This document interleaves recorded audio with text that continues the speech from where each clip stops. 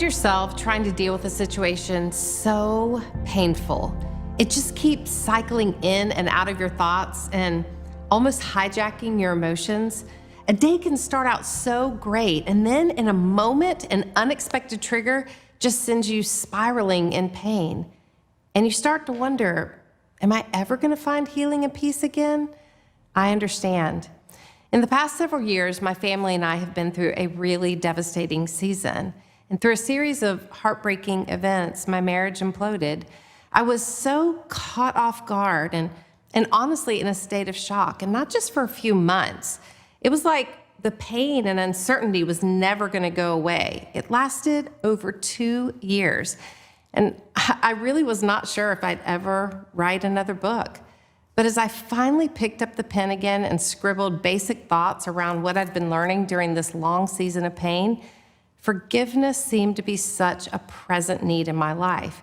But what seriously started tripping me up when I started studying what the Bible teaches about forgiveness was my sudden realization of how my need for fairness makes me so resistant to this idea of forgiveness. Forgiveness sounds really nice and spiritually mature until you're the one that has to give it.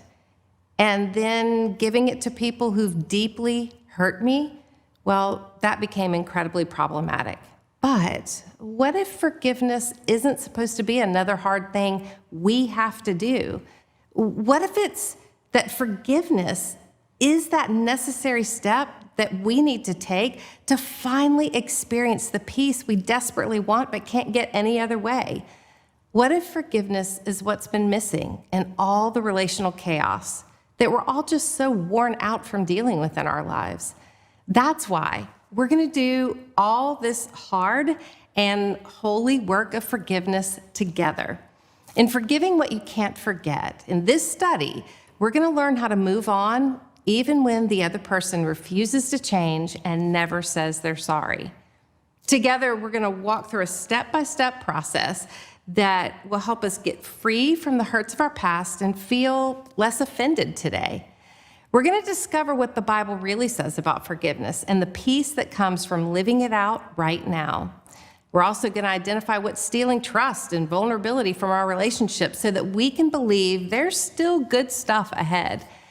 And maybe one of the most significant to me is that we're going to disempower the triggers hijacking our emotions by learning how to embrace the 2 necessary parts of forgiveness. But together, I think we're going to learn a lot and finally understand why forgiveness is one of the most crucial and beautiful gifts from God.